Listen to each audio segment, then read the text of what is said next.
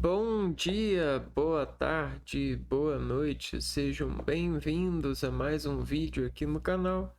Eu me chamo Abner e nesse vídeo eu vou corrigir as 5 questões de conhecimentos de ciências humanas ahm, para preparar para o Enem, né? Vamos focar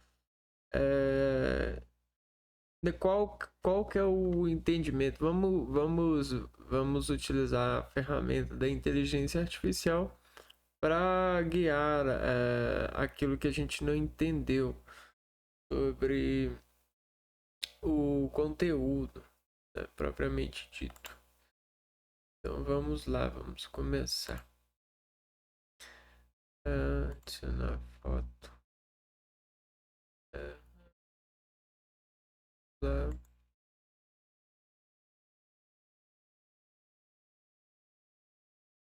Essa primeiro. Em cima.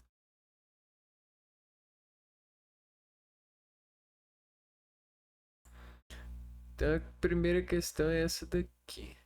Né?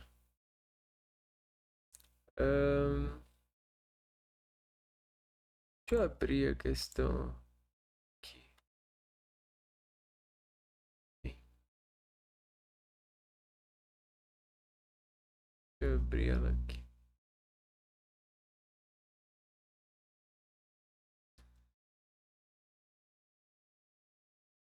A questão tá muito pequena na imagem, né?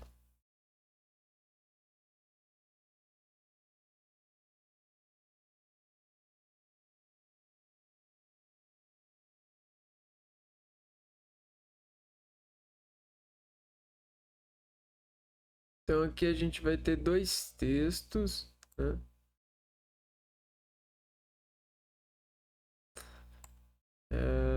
Primeira questão.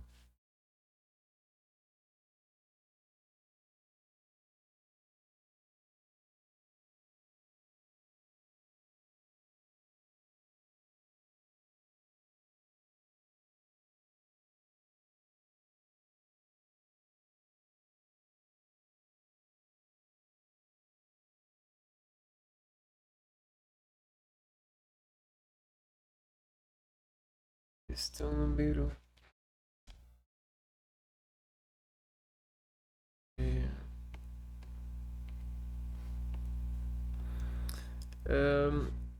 A postura determinista adotada pelo personagem Gerineldo. Então você tem o personagem Gerineldo, que ele é um determinista, certo? Adotado pelo personagem Gerineldo, contrasta com a ideia existencialista versus o existencialista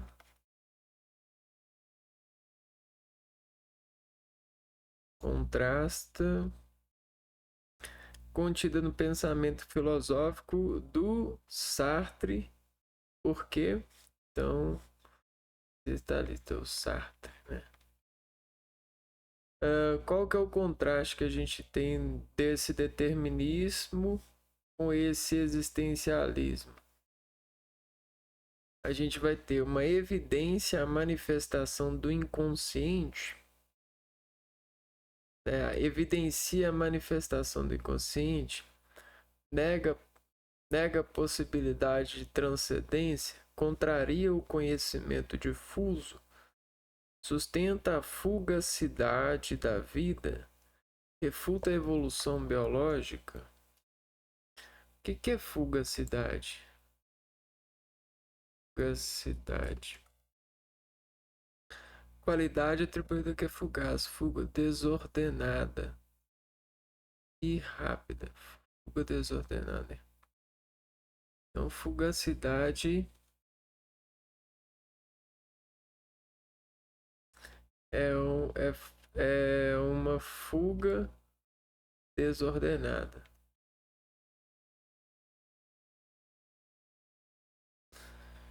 Então vamos voltar aqui. Vamos analisar passo a passo. Primeiro texto. Gabriel Garcia Marques. Gerineldo dorme porque já está conformado com o seu mundo. Melhor que ninguém, Gerineldo conhece o coeficiente da dilatação das janelas. Sabe que os arquitetos e engenheiros já previram tudo menos o que nunca aconteceu. Aqui o personagem Gerinaldo é determinista. Ele acredita que tudo já está previsto, que nada pode fugir das regras, que o mundo é controlado por leis físicas racionais. Então, determinismo aqui, ó. Mundo controlado por leis físicas racionais.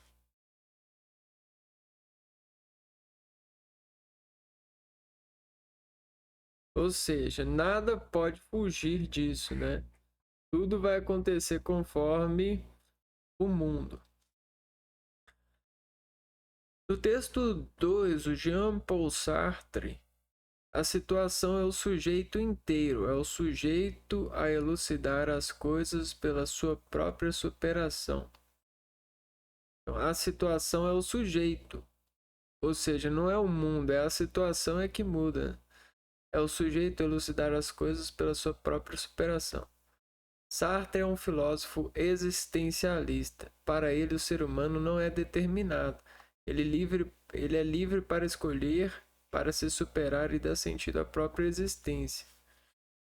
O existencialismo, o universo é livre e o homem é independente na montagem do sentido. Esse sentido, né? A realidade, as coisas, o mundo só ganha sentido através das escolhas humanas. Então essa é a frase que ele coloca pra gente. Do existencialismo de Jean-Paul Sartre.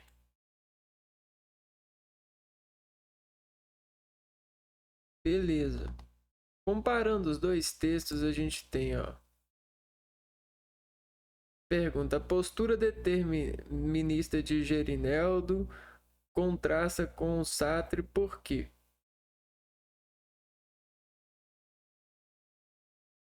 Evidencia a manifestação do inconsciente? Não, né?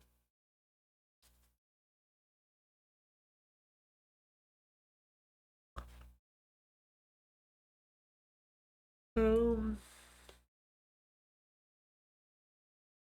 Porque evidencia a manifestação do inconsciente? Não.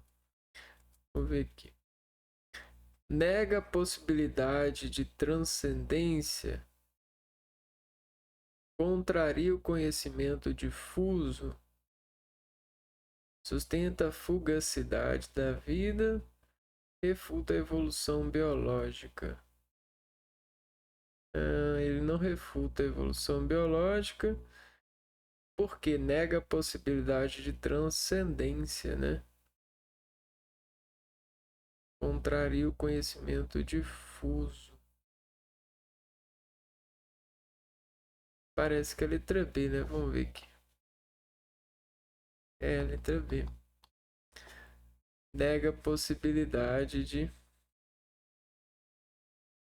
Nega a possibilidade de transcendência.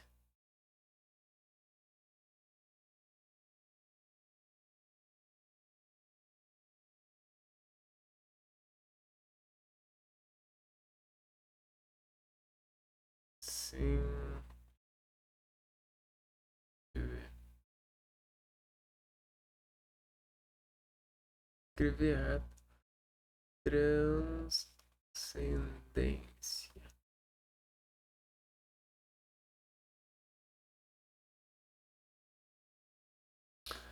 Vamos ver aqui com nossa colega. Analisando as alternativas, a evidência evidencia a manifestação do inconsciente.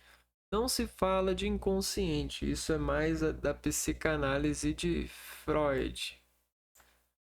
Nega a possibilidade de transcendência, essa é a certa. Transcendência em Sartre é a capacidade de ir além do dado, é superar o que está posto.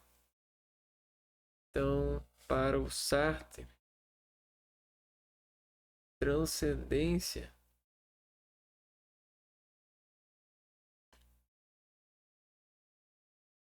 é superar o que está posto. Vamos lá. E o Gerineldo contrasta isso porque ele nega isso, né? Verdade. Gerineldo não transcende, no mundo dele não há como transcender. Ele se conforma com o que existe, acredita que tudo é previsível e fixo, portanto ele nega essa possibilidade de transcendência.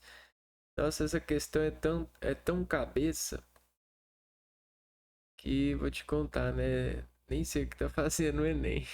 Brincadeira, né? Mas essa é uma questão muito foda. Questão C. Contraria o conhecimento difuso. Não tem relação com o tema filosófico discutido.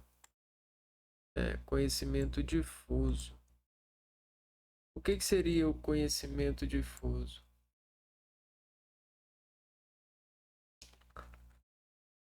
Conhecimento difuso refere-se ao modo de pensamento relaxado e não focado que permite à mente fazer conexões criativas e encontrar soluções subconscientes, geralmente durante momentos de lazer, como tomar banho, caminhar ou dormir. Diferente do pensamento focado, que utiliza a concentração em uma única tarefa. O pensamento difuso permite que o cérebro divague, estabelecendo ligações. Tá. Esse é o pensamento difuso. Sustenta a fugacidade da vida. Fugacidade é caráter passageiro, não é o foco do texto. Refuta a evolução biológica, nada a ver com biologia aqui. É verdade, né? Fugacidade tem uma coisa a ver com passageiro. Passageiro. Não é isso, essa é a primeira questão. Vamos para a questão número 2.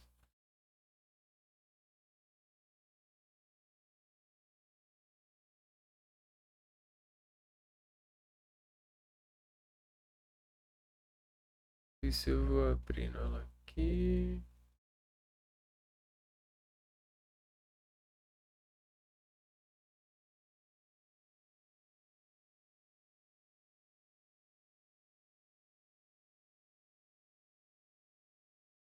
Então aqui, ó. Essa é a questão 2. A declaração citada no texto introduziu uma nova concepção nas relações internacionais ao possibilitar a. Então vamos lá. Uma nova concepção das relações internacionais.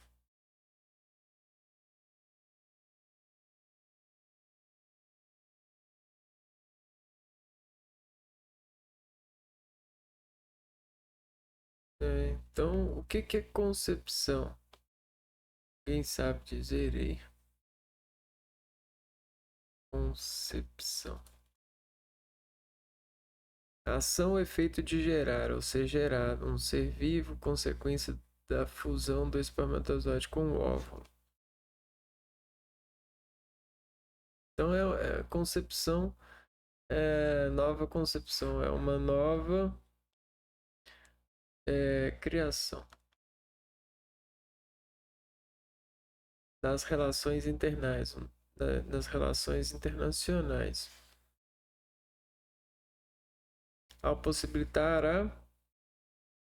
vamos ler. A Declaração Universal dos Direitos Humanos, adotada e proclamada pela Assembleia Geral da ONU na Resolução 217-A de 10 de dezembro de 1948, foi um acontecimento histórico de grande relevância, ao afirmar pela primeira vez em escala planetária o papel dos direitos humanos na convivência coletiva.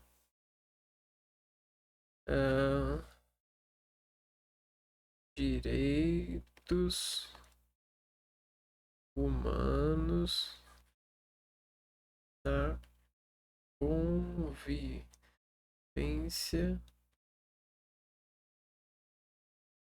coletiva. Relevância foi a primeira vez em escala planetária o papel dos direitos humanos. Convivência coletiva.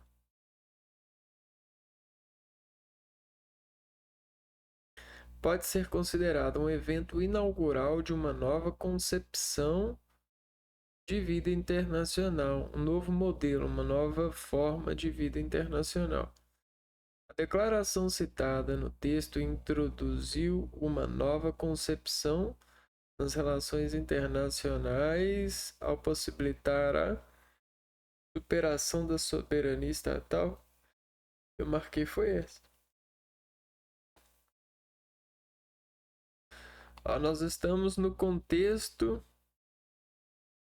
O texto diz que a Declaração Universal dos Direitos Humanos foi um marco histórico inaugural de uma nova concepção de vida internacional, a afirmar pela primeira vez em escala planetária o papel dos direitos humanos na convivência coletiva. Em 1948. 1948 mundialização dos direitos humanos.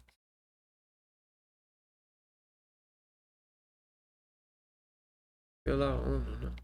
Organização das Nações Unidas. Então vamos lá. Contexto histórico. Depois da Segunda Guerra Mundial, o mundo ficou chocado com os horrores cometidos, especialmente o Holocausto. Em 1948, a ONU organizou a ONU, Organização das Nações Unidas, criou a Declaração Universal dos Direitos Humanos para garantir que todos os seres humanos fossem tratados com dignidade, ninguém fosse discriminado e os estados respeitassem direitos fundamentais como vida, liberdade, igualdade e segurança. O que o texto quer dizer? Quando o texto fala que a declaração inaugurou uma nova concepção de vida internacional, significa que o foco das relações entre países deixou de ser apenas poder, território e soberania, e passou a incluir o respeito à dignidade humana, especialmente a proteção dos mais frágeis e vulneráveis. Análise das alternativas, né? Superação da soberania estatal. Errado. A declaração não elimina a soberania dos países. Ela apenas limita abusos, mas os estados continuam soberanos. Então a letra A está errado. Que os estados continuam soberanos.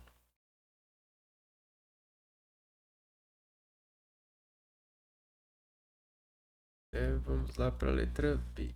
Letra B. Defesa dos grupos vulneráveis. Correto. A nova concepção internacional defendida pela declaração foi justamente a proteção dos direitos humanos universais, especialmente daqueles em situação de vulnerabilidade, minorias, refugiados, povos oprimidos, etc. Então a questão certa é essa. defesa. Essa não é tão difícil, né? Dos grupos vulneráveis. Vulneráveis.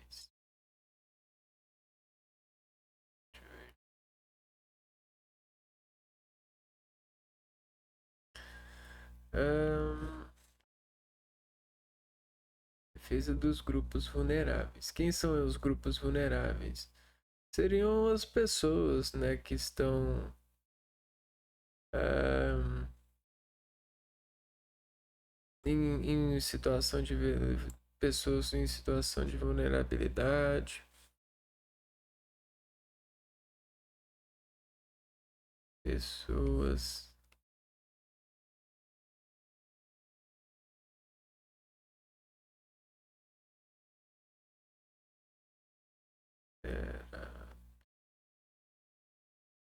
Etc. É. Então é isso, né?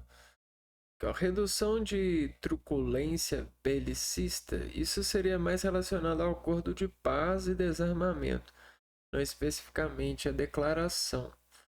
Impunidade dos atos criminosos, totalmente o oposto à declaração. Quem punir abusos, que a declaração quer punir abusos e proteger vítimas.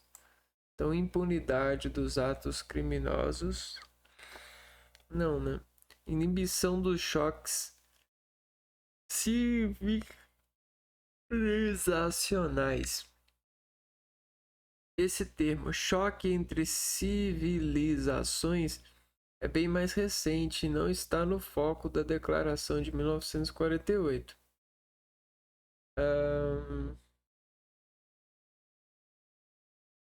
Deixa eu ver impunidade. O que é impunidade?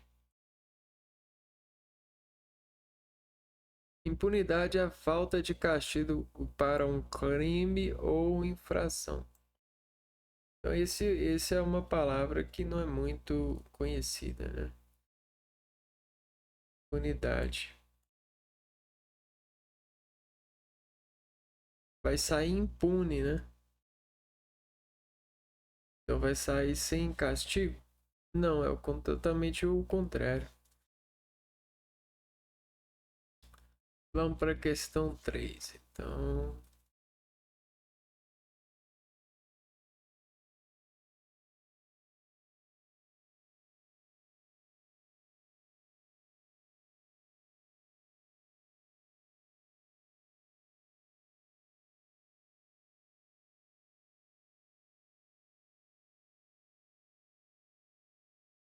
deixa eu ver o negócio aqui. Control.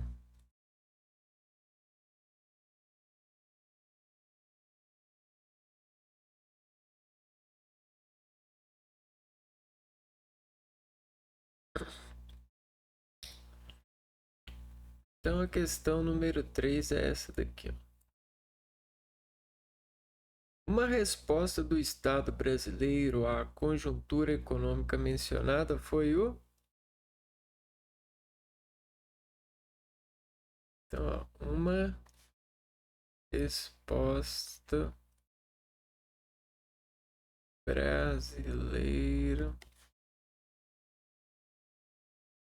conjuntura mencionada.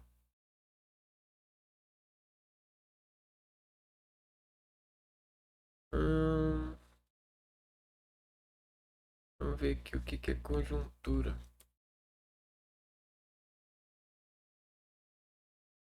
Combinações ou concorrência de acontecimentos ou eventos num dado momento, circunstância ou situação. Só que palavra boa para usar em redação, hein? Não é? Até grafar ela aqui. Conjuntura. Né? Conjuntura. Combinação ou concorrência de acontecimentos, eventos num dado momento. Legal, palavra legal. Tá, vamos ver aqui, ó. ao deflagrar-se a crise mundial de 1929, essa crise mundial, a situação de economia cafeeira se apresentava como se segue. A crise de 29. Então a gente está falando da crise de 29, né? Vamos ver aqui. A Grande Depressão.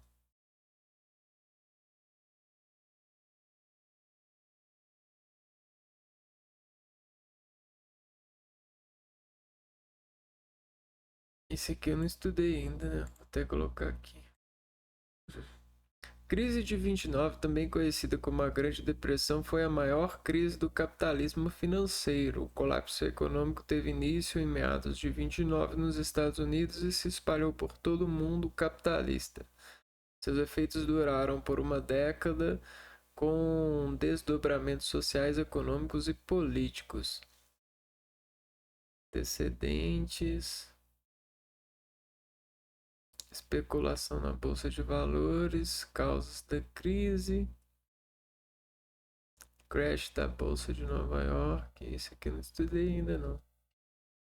Vamos pegar esse aqui só por ocasião.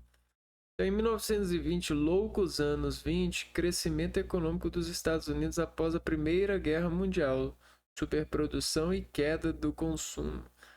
Aqui começa a Revolução Industrial, né? 1929, crash da Bolsa de Nova York, queda histórica do valor das ações e colapso da economia mundial.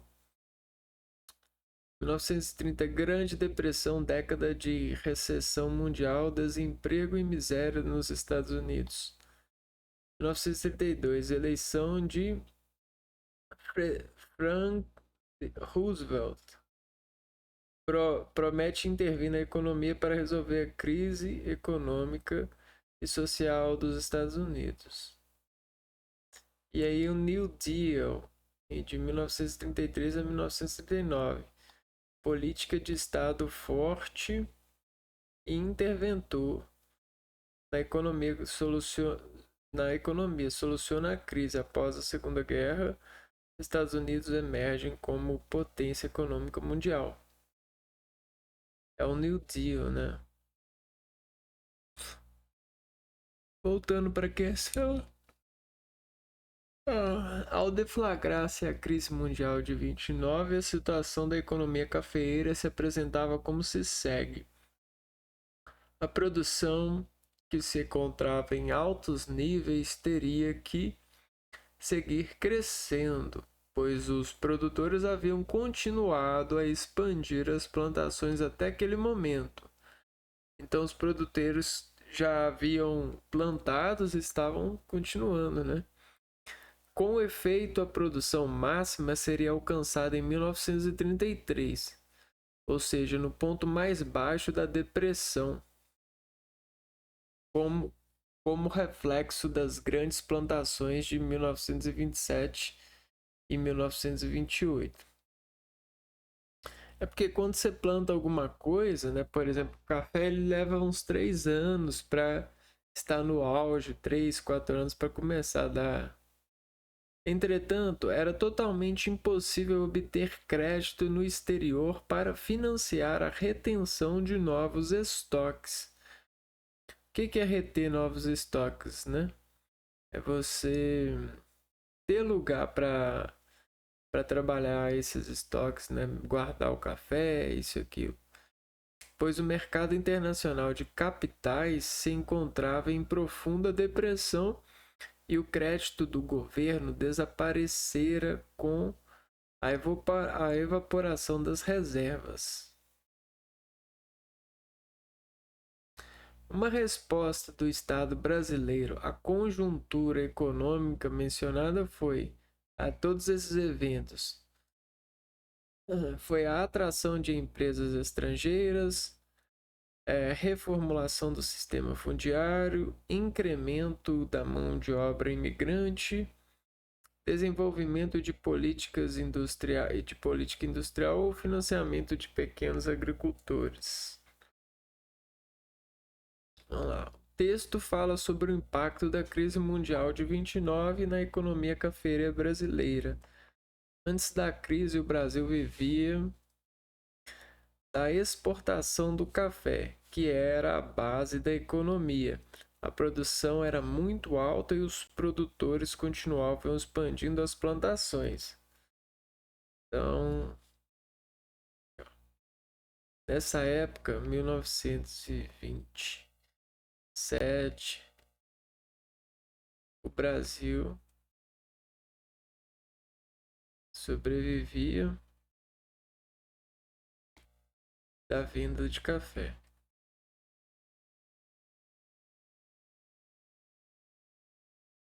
da exportação. Antes da crise, o Brasil vivia da exportação do café, que era a base da economia. A produção era muito alta, os produtores continuavam expandindo as plantações. Depois da crise, em 29, o mundo entrou em depressão econômica, queda nas bolsas, desemprego, falência de bancos, etc. Então, se não tem ninguém para comprar o café, e agora? O preço do café despencou e ninguém mais queria comprar. Né? Você vai comprar uma coisa barata, que todo mundo pode comprar. O Brasil não conseguiu crédito nem vender o que produzia. Né? Em 1929, preço despencou.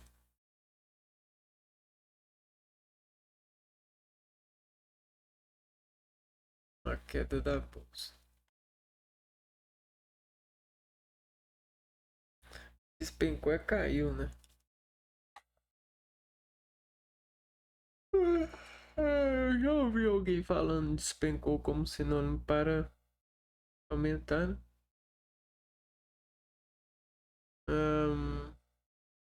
E aí o Brasil não conseguia crédito.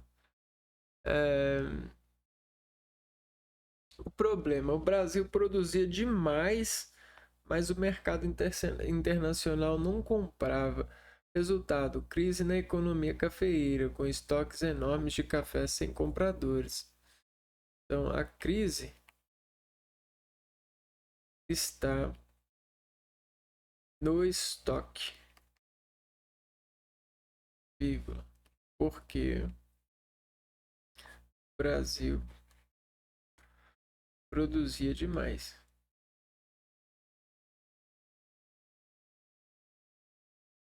Então, beleza. O que o governo foi fazer, então? O Estado brasileiro, o governo Vargas, a partir de 1930, mudou a estratégia. Em vez de continuar dependendo só do café, o governo passou a investir em indústria. Então, aqui, ó. Governo, em 1930, era Vargas, passa a investir em indústrias. Essa seria a resposta, né?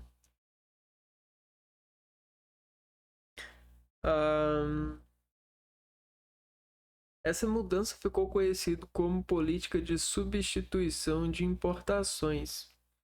Então ele substituiu a importação. O Brasil começou a produzir internamente o que antes importava de outros países, como tecidos, alimentos industrializados, bens de consumo. Então, tecidos, alimentos industrializados,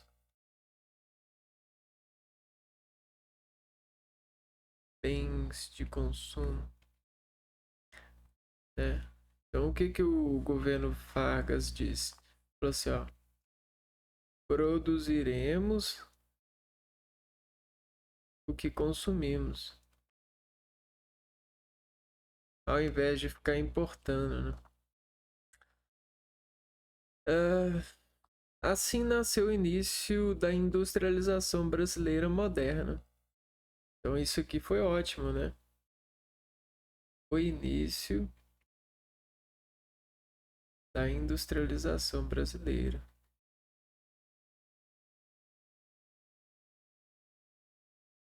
Brasileira. Ponto. Então é isso. A resposta certa não é a atração de empresas estrangeiras. Não foi essa a resposta para a conjuntura, para essa conjuntura.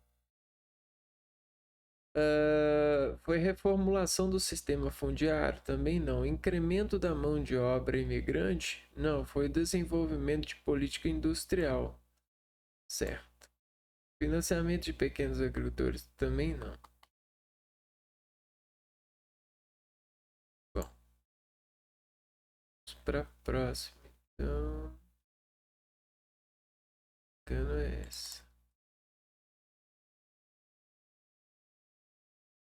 Ah, isso aqui é uma questão que me pegou, que eu não sabia.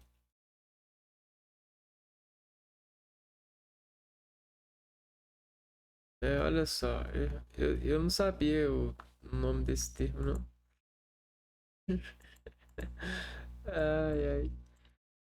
Então vamos lá, questão 4. Em situações como apresentada no texto, as pessoas ao nascerem já encontram na condição sociopolítica de.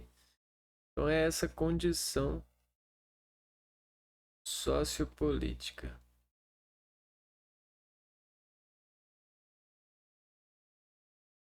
Ahn,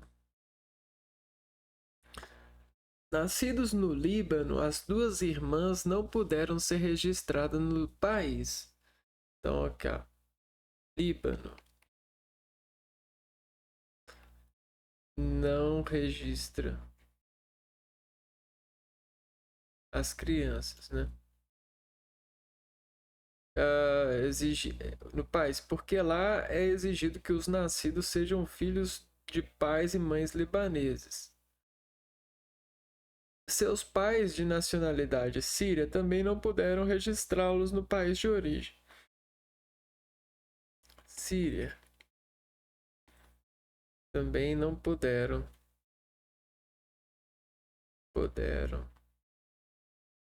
serem registrados.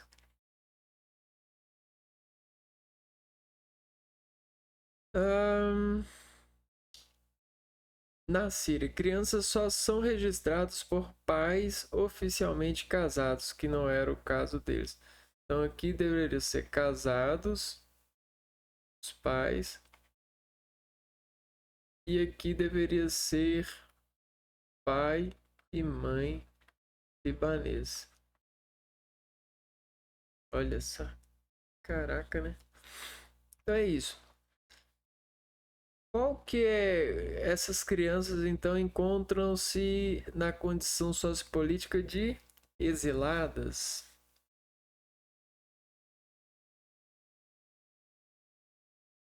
Vamos lá pro. O texto diz, né, a gente já viu, o que isso significa? Essas crianças não têm nacionalidade, ou seja, nenhum país as reconhece como cidadãs. Elas não têm documento nem direitos legais, como saúde, educação ou proteção jurídica. Então a gente está falando de crianças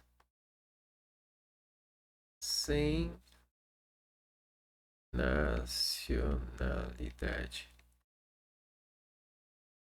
É isso. O termo para essa condição, quando uma pessoa não pertence oficialmente a nenhum estado, ela é chamada de apátrida. O termo é apátrida.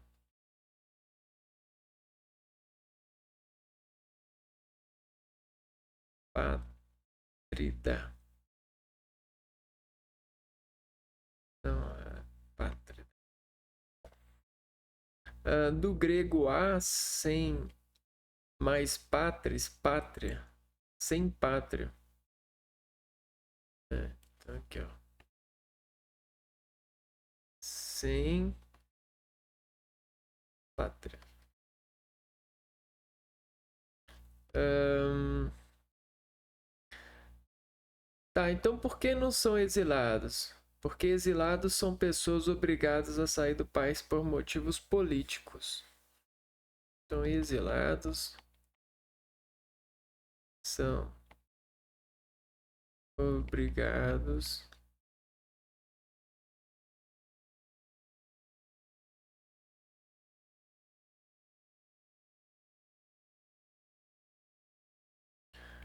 por motivos políticos. Foragidas, quem foge da justiça, né?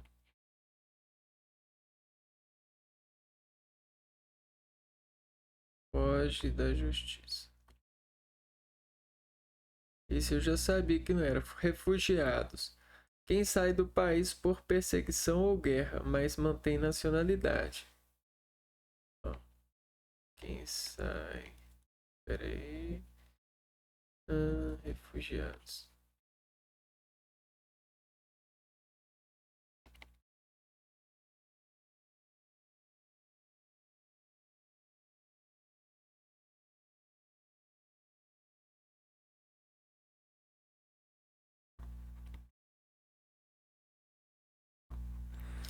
E letra E, clandestinos. Eu acho que eu marquei essa. Quem entra em outro país sem autorização, mas ainda tem pátria. Ah, tá. Destino.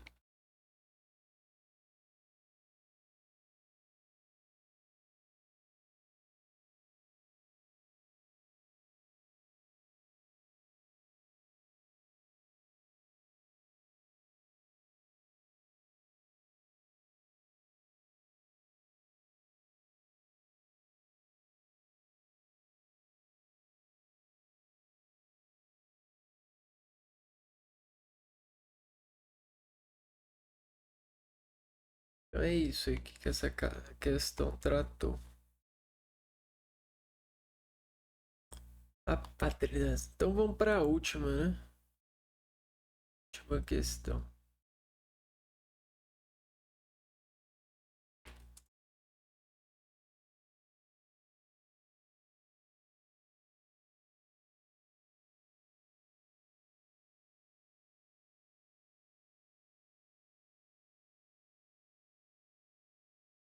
Ai, que isso, gente? Clicando aqui na. É.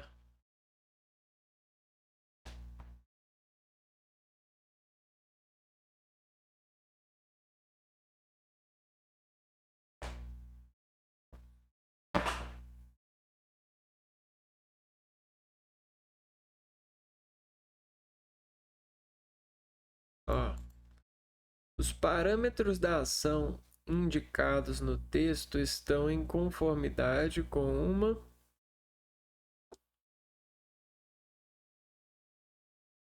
Parâmetros da ação.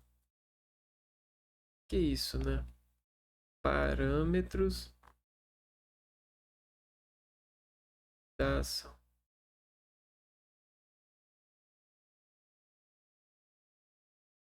Parâmetros da ação deve ser tudo aquilo que foi programado para que essa ação ocorresse. Estão em conformidade com a moralidade. Bentham não exortava. Não é uma questão de agradar a Deus, muito menos de fidelidade a regras abstratas. A moralidade é uma tentativa de criar a maior quantidade de felicidade possível neste mundo. Ao decidir o que fazer, deveríamos, portanto, perguntar: qual curso de conduta promoveria a maior quantidade de felicidade para todos aqueles que serão afetados?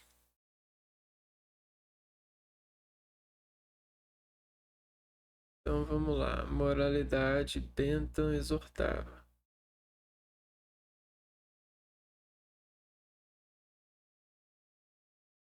Tá, mas quem que é Bentham?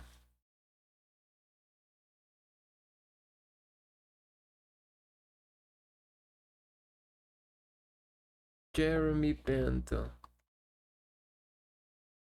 foi filósofo jurista, um dos últimos iluministas a propor a construção de um sistema de filosofia moral, não apenas formal e especulativa, capaz de alcançar solução prática.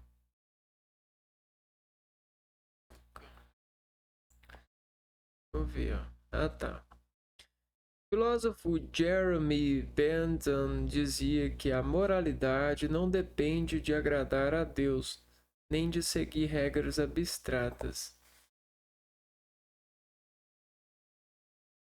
Moralidade. Para o Jeremy Bentham.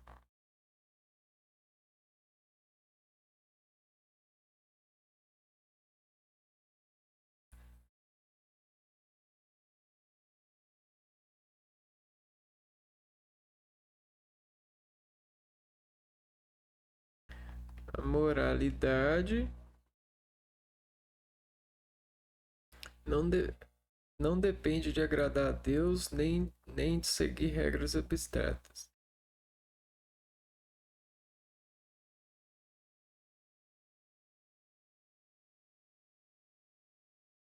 Dar a Deus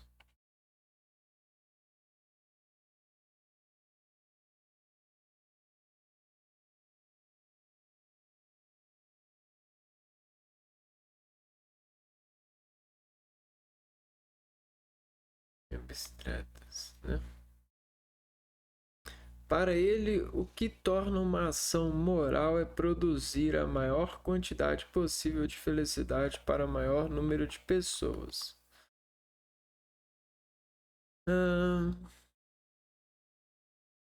O que o texto está dizendo? Ele está apresentando um princípio utilitarista, uma teoria ética criada por Bentham e John Stuart Mill, segundo essa teoria, né? Então, utilitarismo.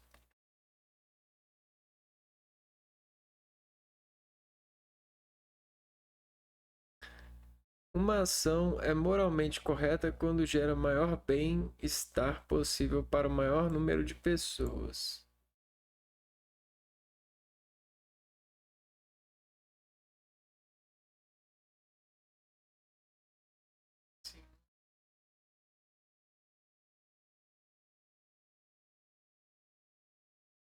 Está entrando na moral aqui.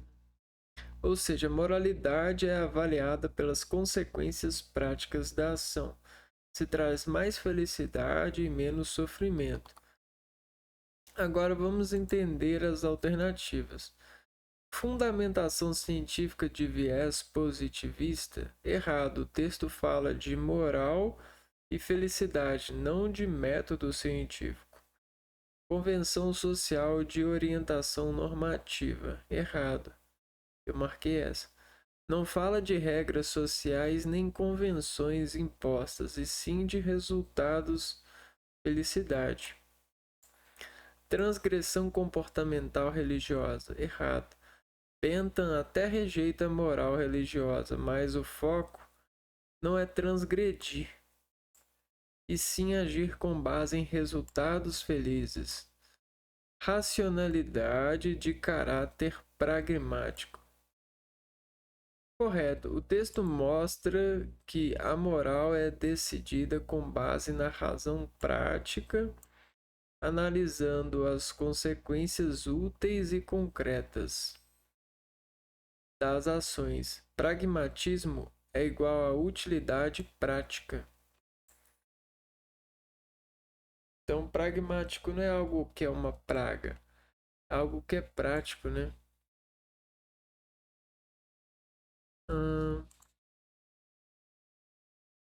Na razão prática. Analisando as consequências úteis. Pragmatismo é utilidade prática. Utilidade prática. Então vamos ver aqui, ó. Racionalidade de caráter pragmático. Ou seja, você utilizar a razão do caráter prático, né?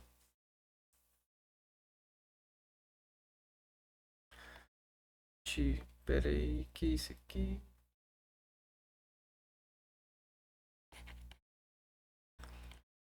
Usar a razão com caráter prático.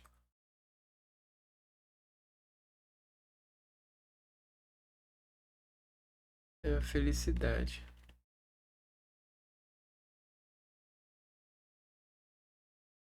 Inclinação da natureza passional. Errado. Não há emoção ou paixão envolvida na decisão. A decisão é racional.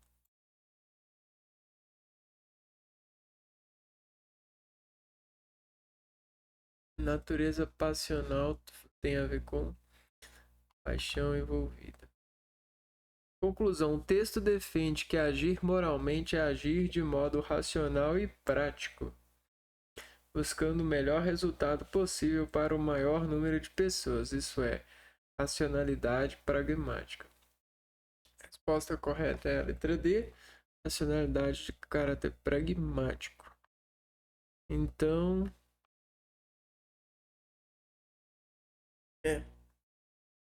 então é isso, a gente vai ficando por aqui, né? A gente termina mais um vídeo desses estudos e a gente se vê num próximo vídeo para fazer mais questões dessas difíceis. Eu vou ficando por aqui e a gente se vê no próximo vídeo. Um abraço para vocês e fui!